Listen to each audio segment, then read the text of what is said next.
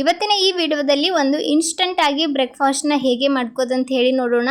ತುಂಬ ಆರೋಗ್ಯಕರವಾಗಿರುತ್ತೆ ಈ ಬ್ರೇಕ್ಫಾಸ್ಟ್. ಹಾಗೆ ಕಡಿಮೆ ಸಮಯದಲ್ಲಿ ಇದನ್ನು ರೆಡಿ ಮಾಡ್ಕೊಳ್ಬೋದು. ಯಾವಾಗಲೂ ನಾವು ರೆಗ್ಯುಲರ್ ಆಗಿ ರವೆ ಪಡ್ಡು ಹಾಗೆ ಅಕ್ಕಿ ಹಿಟ್ಟಿನಿಂದ ಪಡ್ಡನ್ನು ಮಾಡ್ಕೋತೀವಿ. ಅದೇ ಒಂದ್ಸಲ ಜೋಳದ ಹಿಟ್ಟಿನ ಪಡ್ಡನ್ನು ಮಾಡ್ಕೊಂಡು ನೋಡಿ, ತುಂಬ ಚೆನ್ನಾಗಿರುತ್ತೆ. ಒಮ್ಮೆ ನೀವು ಟ್ರೈ ಮಾಡಿದ್ರೆ ಪದೇ ಪದೇ ಇದನ್ನೇ ಟಿಫನ್ಗೆ ಮಾಡ್ಕೋತೀರ. ಬ್ರೇಕ್ಫಾಸ್ಟ್ಗೆ ಜಟ್ಪಟ್ಟಾಗಿ ಏನಾದರೂ ಮಾಡ್ಕೊಳ್ಬೇಕಂದಾಗ ಈ ಥರ ನೀವು ಒಮ್ಮೆ ಜೋಳದ ಹಿಟ್ಟಿನ ಪಡ್ಡನ್ನು ಟ್ರೈ ಮಾಡಿ. ಇವಾಗ ಹೇಗೆ ಮಾಡೋದಂತ ಹೇಳಿ ನೋಡೋಣ. ಅದಕ್ಕಿಂತ ಮುಂಚೆ ಇನ್ನೂ ಚಾನಲ್ಗೆ ಯಾರು ಸಬ್ಸ್ಕ್ರೈಬ್ ಆಗಿಲ್ಲ, ಚಾನಲ್ಗೆ ಸಬ್ಸ್ಕ್ರೈಬ್ ಆಗಿ. ಇವಾಗ ಹೇಗೆ ಮಾಡೋದು ನೋಡೋಣ. ನಾನಿಲ್ಲಿ ಒಂದು ಮಿಕ್ಸಿಂಗ್ ಬೌಲ್ಗೆ 1 ಬೌಲ್ನಷ್ಟು ಜೋಳದ ಹಿಟ್ಟನ್ನು ಹಾಕ್ಕೊಂಡಿದ್ದೀನಿ. ರೊಟ್ಟಿ ಮಾಡ್ಲಿಕ್ಕೆ ಯೂಸ್ ಮಾಡ್ತೀವಲ್ಲ ಅದೇ ಜೋಳದ ಹಿಟ್ಟಿನಿಂದ ಇವತ್ತು ಪಡ್ಡು ಮಾಡ್ತಾ ಇರೋದು. ಅದೇ 1 ಕಪ್ ಹಿಟ್ಟಿಗೆ ಒಂದು ಅರ್ಧ ಕಪ್ನಷ್ಟು ಮೊಸರನ್ನು ಹಾಕ್ಕೊಂಡಿದ್ದೀನಿ. ನಂತರ ಅದಕ್ಕೇ 1 ಕ್ಯಾರೆಟನ್ನು ಸಣ್ಣದಾಗಿ ಈ ಥರ ತುರಿದು ಹಾಕ್ಕೊಂಡಿದ್ದೀನಿ. ಒಂದು ಸ್ವಲ್ಪ ಕರಿಬೇವು ಕಟ್ ಮಾಡಿ ಸೇರಿಸ್ಕೊಂಡಿದ್ದೀನಿ. ಹಾಗೆ 1-2 ಹಸಿಮೆಣಸಿನ್ಕಾಯಿನ ಕಟ್ ಮಾಡಿ ಹಾಕ್ಕೊಂಡಿದ್ದೀನಿ. 1 ಈರುಳ್ಳಿನ ಚಿಕ್ಕದಾಗಿ ಕಟ್ ಮಾಡಿ ಹಾಕ್ಕೊಂಡಿದ್ದೀನಿ. ಮತ್ತು ನಿಮಗೆ ಯಾವುದಾದ್ರೂ ತರಕಾರಿ ಇಷ್ಟ ಇದ್ದರೆ ಅದನ್ನು ಸಹ ಕಟ್ ಮಾಡಿ ಇದಕ್ಕೆ ಸೇರಿಸ್ಕೊಳ್ಬೋದು.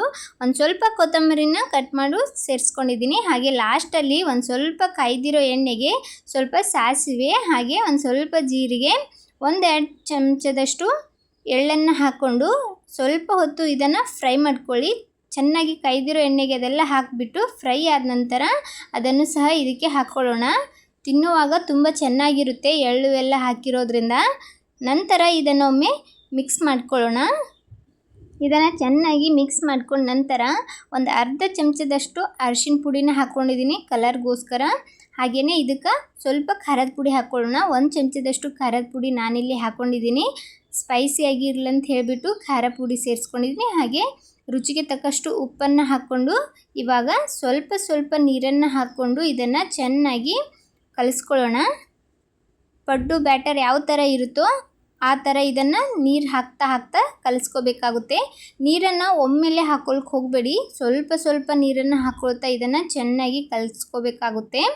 ನೋಡ್ಬೋದು ನಾನಿಲ್ಲಿ ಈ ಥರ ಕಲಿಸ್ಕೊಂಡಿದ್ದೀನಿ. ಈ ಥರ ಕನ್ಸಿಸ್ಟೆನ್ಸಿ ಇರಬೇಕು. ಇದನ್ನು ಈ ಥರ ಕಲಿಸ್ಕೊಂಡ್ಬಿಟ್ಟು ಇವಾಗ ಇದನ್ನು ಒಂದು 10 ನಿಮಿಷ ನೆನೆಲಿಕ್ಕೆ ಬಿಡಬೇಕಾಗ್ತದೆ. ಹಿಟ್ಟು ಚೆನ್ನಾಗಿ ನೆನೆದೇ ತುಂಬ ಸಾಫ್ಟಾಗಿ ಪಡ್ಡು ರೆಡಿ ಆಗುತ್ತೆ. ಒಂದು 10 ನಿಮಿಷ ನೆನೆಸಿಕೊಂಡ ನಂತರ ಇದಕ್ಕೇ 1 ಚಮಚದಷ್ಟು ಈನೋ ಪೌಡ್ರನ್ನು ಸೇರಿಸ್ತಾ ಇದ್ದೀನಿ. ಸ್ವಲ್ಪ ನೀರು ಹಾಕ್ಕೊಂಡು ಅದು ಆ್ಯಕ್ಟಿವ್ ಆದ ನಂತರ ಅದನ್ನು ಚೆನ್ನಾಗಿ ಮಿಕ್ಸ್ ಮಾಡ್ಕೊಳ್ಳಿ. ಇವಾಗ ಹಿಟ್ಟನ್ನು ಚೆನ್ನಾಗಿ ಕಲಿಸ್ಕೊಳ್ಳಿ. ಈನೋ ಪೌಡ್ರ್ ಎಲ್ಲ ಹಾಕಿದ ನಂತರ ತುಂಬ ಹೊತ್ತು ಹಿಟ್ಟನ್ನು ಇಡ್ಲಕ್ಕೆ ಹೋಗಬಾರ್ದು. ಇದನ್ನು ತಕ್ಷಣವೇ ಪಡ್ಡು ಹಾಕ್ಕೊಳ್ಳೋಣ. ನಾನಿಲ್ಲಿ ಪಡ್ಡು ಮಣಿನೂ ಸಹ ಹೀಟ್ ಮಾಡಿ ಇಟ್ಕೊಂಡಿದ್ದೆ. ಪಡ್ಡು ಮಣಿ ಕೂಡ ಚೆನ್ನಾಗಿ ಹೀಟ್ ಆಗಿದೆ. ಇವಾಗ ಇದಕ್ಕೇ ಒಂದು ಸ್ವಲ್ಪ ಎಣ್ಣೆನ ಹಾಕ್ತಾ ಇದ್ದೀನಿ. ನಾನಿಲ್ಲಿ ಐರನ್ ತವದಲ್ಲಿ ಮಾಡ್ತಾ ಇರೋದ್ರಿಂದ ಸ್ವಲ್ಪ ಜಾಸ್ತಿ ಎಣ್ಣೆ ಹಾಕ್ತಾ ಇದ್ದೀನಿ, ಇಲ್ಲಾಂದರೆ ಚೆನ್ನಾಗಿ ಏಳೋದಿಲ್ಲ. ಇವಾಗ ಎಣ್ಣೆ ಚೆನ್ನಾಗಿ ಹಾಕ್ಕೊಂಡು ನಂತರ ಪಡ್ಡು ಹಿಟ್ಟನ್ನು ಹಾಕ್ಕೊಳ್ಳೋಣ.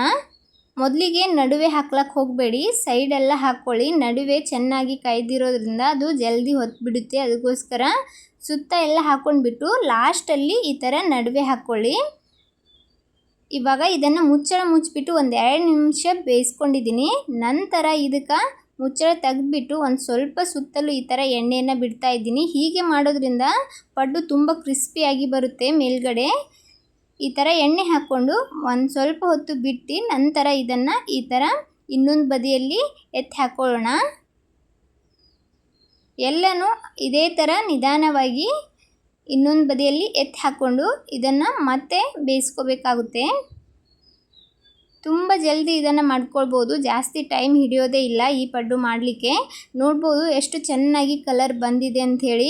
ನೋಡ್ತಾ ಇದ್ರೇ ಗೊತ್ತಾಗ್ತಿದೆ ಮೇಲ್ಗಡೆ ತುಂಬ ಕ್ರಿಸ್ಪಿಯಾಗಿ ರೆಡಿಯಾಗಿದೆ ಅಂಥೇಳಿ. ಇವಾಗ ಆ ಬದಿಯಲ್ಲೂ ಸಹ ಒಂದು ಸ್ವಲ್ಪ ಹೊತ್ತು ಇದನ್ನು ಬೇಯಿಸ್ಕೋಬೇಕಾಗುತ್ತೆ. 1-2 ನಿಮಿಷ ಅದನ್ನು ಬೇಯಿಸ್ಕೊಂಡು ಇವಾಗ ಅದನ್ನು ಒಂದು ಪ್ಲೇಟಿಗೆ ಹಾಕ್ತಾ ಇದ್ದೀನಿ. ಎಲ್ಲನೂ ಪ್ಲೇಟಿಗೆ ಹಾಕ್ಕೊಳ್ಳೋಣ. ನೋಡ್ಬೋದು ಎಷ್ಟು ಚೆನ್ನಾಗಿ ರೆಡಿಯಾಗಿದೆ ಪಡ್ಡು ಅಂತ. ನಂತರ ಉಳಿದಿರೋ ಬ್ಯಾಟರ್ನೂ ಸಹ ಅದೇ ಥರ ಕಾಯ್ದಿರೋಂಥ ಮಣಿಗೆ ಒಂದು ಸ್ವಲ್ಪ ಎಣ್ಣೆಯನ್ನು ಹಾಕ್ಕೊಂಡು ಆ ಬ್ಯಾಟರ್ನೂ ಹಾಕ್ಕೊಳ್ಳೋಣ.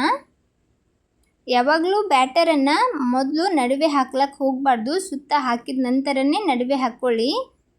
ಹಂಚು ಚೆನ್ನಾಗಿ ಕಾಯ್ದಿರೋದ್ರಿಂದ ಉರಿ ಜಾಸ್ತಿ ನಡುವೆ ತಾಗೋದ್ರಿಂದ ನಡುವೆ ಹೊತ್ತು ಬಿಡುತ್ತೆ. ಅದಕ್ಕೋಸ್ಕರ ಸುತ್ತಲೂ ಹಾಕಿಬಿಟ್ಟು ಲಾಸ್ಟಲ್ಲಿ ನಡುವೆ ಹಾಕ್ಕೊಳ್ಳಿ.